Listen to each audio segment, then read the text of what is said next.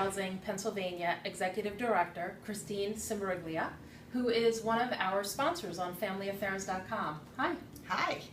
Christine, I thought it would be helpful today for you to explain the wonderful organization that you're in charge of and all of the wonderful things you do for the homeless and the people who have mental illness that are out on the street. I would love to talk about what we do. It's one of my favorite things to do. So we use a model called Housing First, and that incorporates something called harm reduction. And that means that we work with people who are chronically homeless, have a serious and persistent mental illness, and may also have a drug and alcohol issue, health issues, HIV/AIDS, disability, piled on disability, been on the streets for years and years and years. The people that have either flunked out of every other program in the city or have never really connected.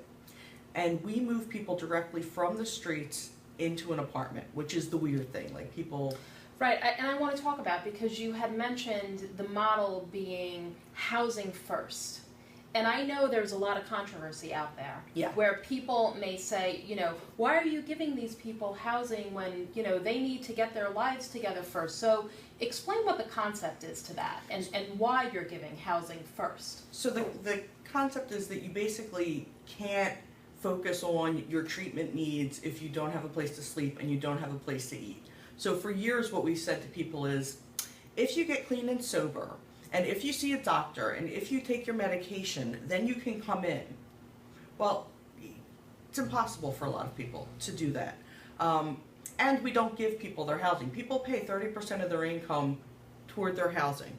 Okay. So it is, people have an income. If they don't have one when they come in, we work with them to help them get entitlements, and then they pay part of that toward their housing. But unless somebody is in a safe place and has a trusting relationship, they're not going to get better. And the reality is, so yes, maybe we're spending some money on people that other people think should be able to do it on their own. The reality is keeping someone homeless costs more than the Housing First program. Don't you feel, though, there's still the stigma about the homeless, about not having mental illnesses, but instead these are lazy people who don't want to work? And so how do you kind of distinguish between that and really get the information out there about how it really does have to do with mental illness? So one way is we have conversations like this.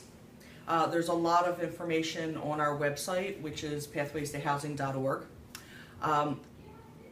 pathwaystohousingpa.org. Okay. We actually spend a lot of time having these conversations, because that is a big thing. And education. A lot of it, it's education, but a lot of it also has to do with the economy. Like people are, there are a lot more people on the street, and a lot of it has to do with lack of jobs, lack of funding for drug and alcohol program, like all of the million pieces that go into our economy. And because of that, there's a lot of frustration. And so, Joe on the street sees more and more folks on the street, sees people panhandling. Some people have an addiction. They may be using some of that money to feed their addiction. Out of frustration, because this problem is so huge and Joe doesn't know what he can do about it, he just gets angry about homelessness in general, and then everybody falls into this lazy drug addict category. And that's human nature. We all do that to some extent. But the reality is that people that are long-term, chronically homeless, the folks we work with, there's a reason people are on the streets for 20 years. Right. And it's a lot bigger than people are lazy. So walk me through the process. How do people find out about Pathways to Housing Pennsylvania, PA? And what is the process to go through to get somebody in here, and what are the services you're providing? So I'll start with the services, okay. And then we can backtrack to help people come in. So when people are a part of our program, we help get them an apartment unit, and people choose, because choice is very important in terms of people's wellness. Mm-hmm. People choose where they want to live. We help them look at different apartments. They choose their furniture. All of the things that keep you and I happy in our home, people get to choose. We provide 80% of our services in the community. So we're like out there with people. We do mental health services, we do drug and alcohol services, we do healthcare services, we help people with grocery shopping, we help people learn how to cook who haven't made their own meals in a very long time. We help people connect with their family, find a church. If they have a drug and alcohol issue, find a home group, find an NA meeting or an AA meeting, connect with their neighbors. Like, we don't want people to be in the community. We want people to be of the community, the same way we get to be a part of our community. What a great concept. So it's all of those things. And we do whatever it takes to help people retain their housing and get used to this new life. When you've been on the streets for a very long time, there's an adjustment period to being inside. And a lot of it has to do with respect and kindness and dignity and just helping people re-enter our society and our neighborhoods. That being said, the city of Philadelphia has long been very good at data collection, and we have had a coordinated outreach effort on our streets for our homeless individuals for more than 25 years. That effort is made up by a lot of different agencies, some that do drug and alcohol outreach, some that do mental health outreach, some that do family outreach. All of the data comes into one place. We know who's been on the streets the longest.